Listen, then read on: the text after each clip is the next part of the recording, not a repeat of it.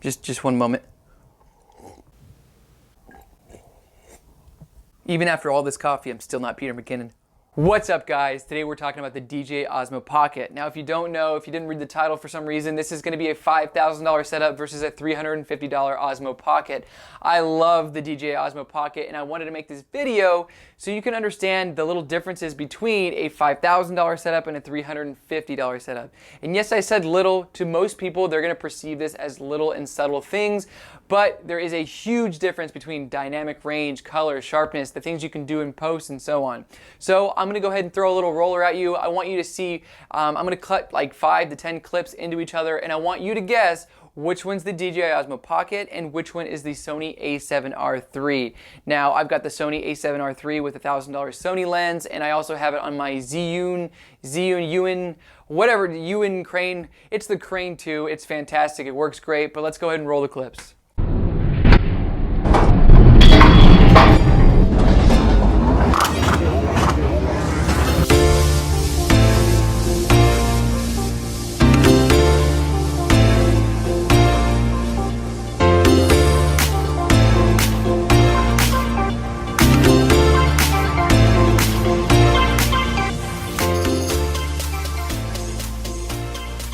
Alright, so now that you saw my little teaser clip, could you tell the difference between the Sony a7R III or the DJI? If you know which clips were which, go ahead and answer that below in the comments. I'm going to do a little surprise if anyone gets it all right, and I'm going to put the answers at the back. Actually, I can't test that, so maybe I'll do a different little giveaway, but the more you comment, the better your chances are to win. Let's just say that.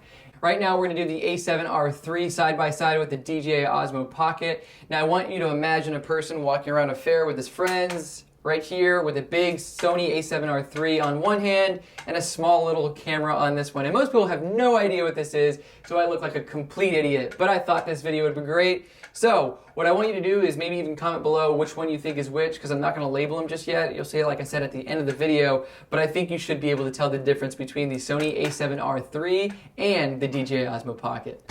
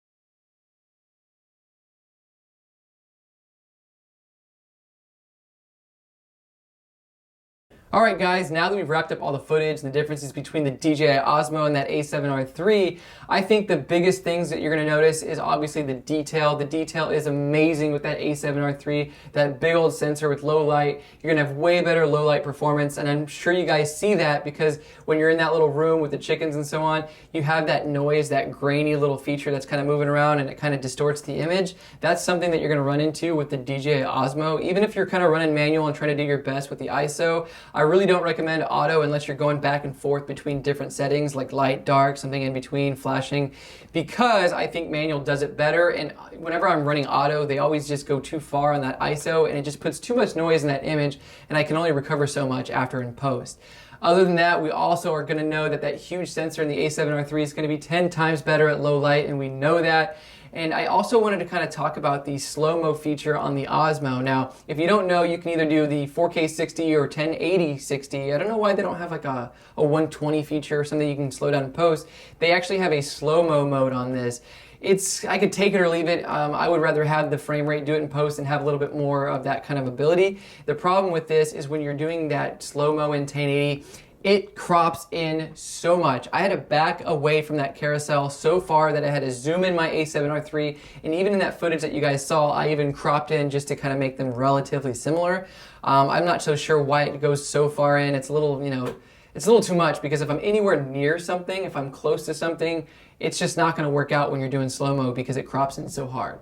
Now, in addition to the differences between the Sony a7R III and this, obviously we don't have lens options. One of the biggest problems that I see people that don't like the Osmo is, say if you're vlogging, you're really only getting your face, you're not getting the background. I actually have a wide angle lens that's on its way. I can't wait to do a review and let you guys know what that's going to do, because this guy does not have a wide angle lens. It really doesn't. So that's the great thing when you're talking about something that has interchangeable lenses. I can punch in, I can do this.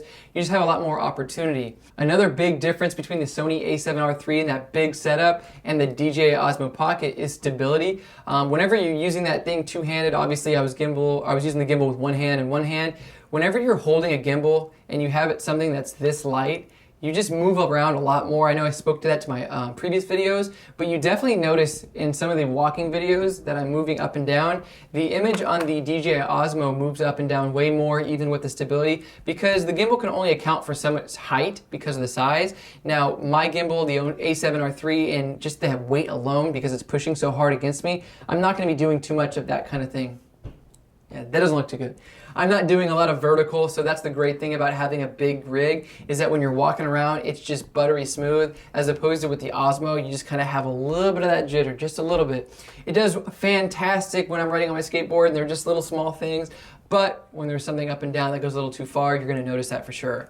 All right, so another big difference that we're going to notice is I tried to get these as close as I could as far as color grading. I know some people don't color grade after. The reason I wanted to do that is to let you know how close you can get the images to each other, so you can kind of understand, hey, this is the difference between, and it's finer than what it would be if they were both just straight out of camera.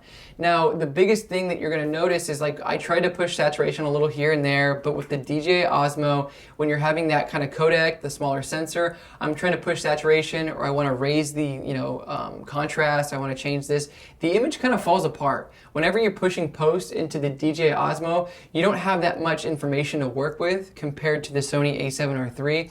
I can push a lot more options color-wise, I can add more light, I can take it away. I just have a lot more freedom in post when you're dealing with an SLR versus something this small. So that is definitely something to take into consideration, that if you only have one shot at $300-400, I definitely recommend going another route and just kind of practicing with your strap and being a little stable that way. But if you are looking for some stability in addition to your DSLR, I highly recommend this little guy.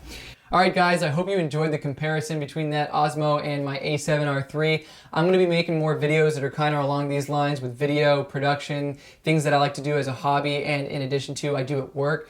Currently, I'm working in marketing and video and doing this for local businesses in the area, so I'll be showing a little bit more on the business side of what I do for these businesses that can kind of hopefully help your channel out, help your business out, and make you guys learn and grow. And in this whole process, I'm sure I'm going to be growing just like everybody else. I want to learn more, I want to do better. So if you guys have any requests of things that I could make a video you on, a review, something like that, I'm always interested in new gear. I love new tech, and I hate it. Oh, my wallet and my bank account hates it, but I love it. So if you guys have a request of me to test something out, buy something, let me know and I'll see if I can make it happen. But like, subscribe, hit that notification bell. And I wanted to say that I appreciate you. I just hit 150 followers, and I think that is fantastic. That is an amazing thing that there's actually 150 people that care to watch anything that I have to put out. So I really appreciate you guys, and I hope you guys stick around to see the channel grow. All right, guys, have a good one.